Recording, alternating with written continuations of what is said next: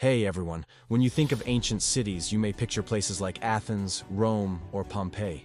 But if you think back to the 17th century, what do you see? That's right, London.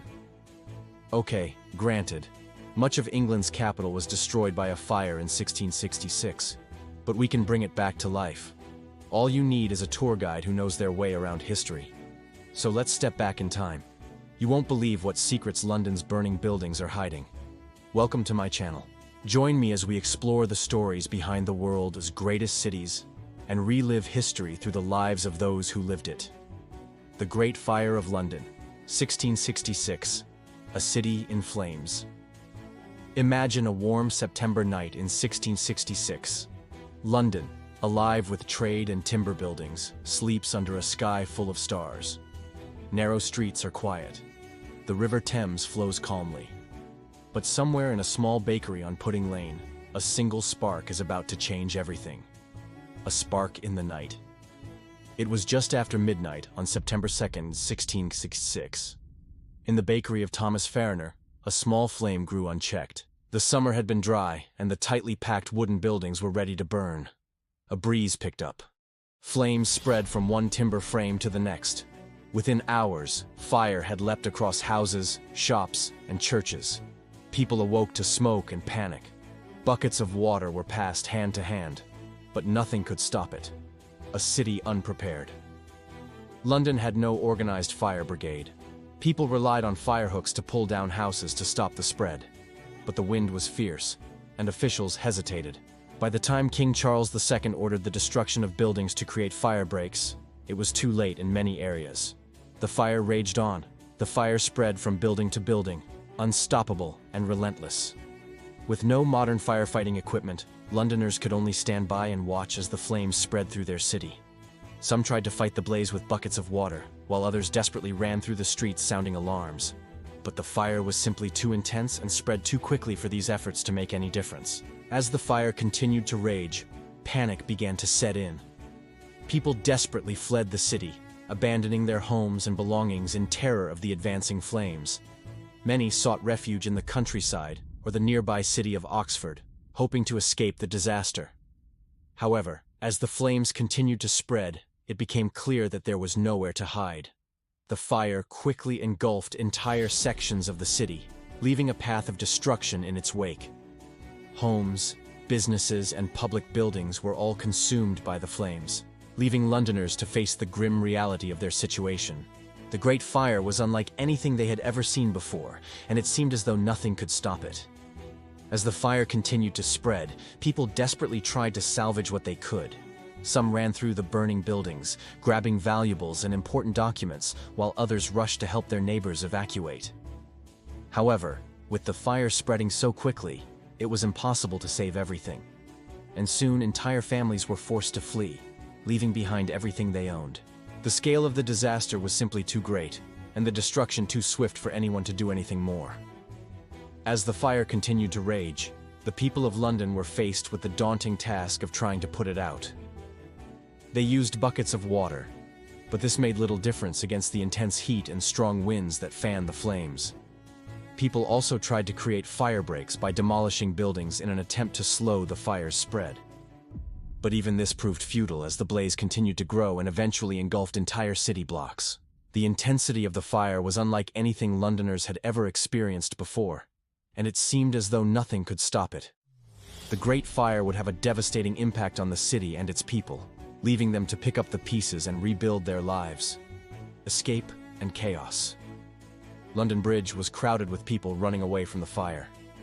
Some people took boats across the river to escape. Others stayed behind, watching helplessly as the flames spread. All around them, the air was thick with smoke and the smell of burning wood. The sound of crashing timbers and the screams of frightened people filled the streets. Some people tried to fight the fire with buckets of water, but it was a losing battle. The fire was simply too intense and spread too quickly. People began to flee in all directions, abandoning their homes and belongings. Families were separated, and friends lost sight of each other in the chaos. The streets were quickly emptied, except for the firefighters and those who stayed behind to try to salvage what they could from the burning buildings. The river became a scene of frantic activity as people crowded onto boats and barges to escape the city. Many of these vessels were poorly made and overcrowded, but people were desperate to get out of London. They had no choice but to risk their lives on the river. The few people who stayed behind watched in horror as the fire spread through the city. Some tried to help others escape, while others ran through the burning buildings, grabbing valuables and important documents. But it was all in vain. The fire was simply too intense and spread too quickly for anyone to do anything more. People began to realize the gravity of the situation. This was not a small fire that could be easily extinguished. This was a disaster of epic proportions, and they were trapped in its path. As the fire continued to spread, people desperately searched for a way out of the city.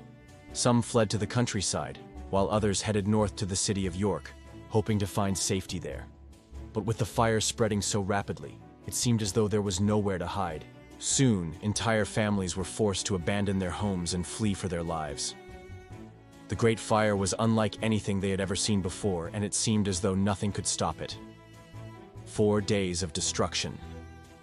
From September 7th to September 6th, the fire swept through London. The flames devoured over 13,000 homes, 87 churches, and major landmarks. People watched in horror as their homes and businesses were consumed by the flames. Entire city blocks vanished in a matter of hours. The air was thick with smoke and the stench of burning timbers. People fled their homes, some with only the clothes on their backs. The lucky ones found refuge with friends or neighbors outside the fire zone. Others wandered the streets, unsure of where to go or what to do. Some tried to salvage what they could from their burning homes, but the fire was simply too intense and spread too quickly for anyone to do anything more. Animals panicked and ran through the streets, adding to the chaos and confusion. People desperately raced to move their livestock to safety, but many animals perished in the flames. The River Thames became a scene of frantic activity as people tried to flee the city. Boats and barges were packed to capacity, offering the only way out of the disaster. Many of these vessels were old and in poor condition, but people had no choice but to risk their lives on the river. Some escaped to the countryside, while others headed north to the city of York, hoping to find safety there. However, with the fire spreading so rapidly, it seemed as though there was nowhere to hide. The people of London were trapped in a nightmare from which there seemed to be no escape. Throughout the 4 days that the fire raged, people desperately tried to extinguish the flames. They used buckets of water and demolished buildings in an effort to create fire breaks, but nothing worked. The fire was simply too intense and spread too quickly for anyone to do anything more.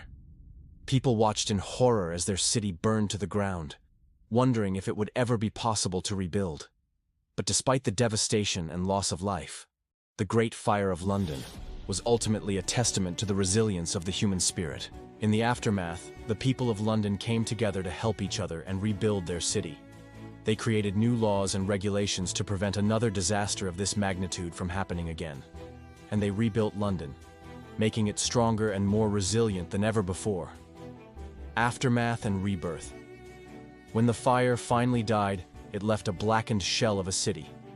But in that ruin, London found its future. The fire had cleared out the plague. It opened the way for safer, wider streets.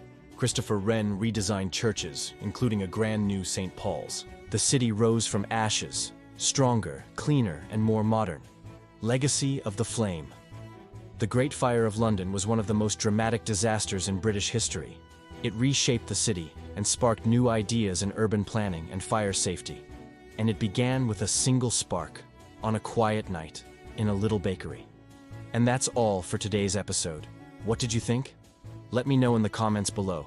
And don't forget to subscribe for more videos like this. See you next time.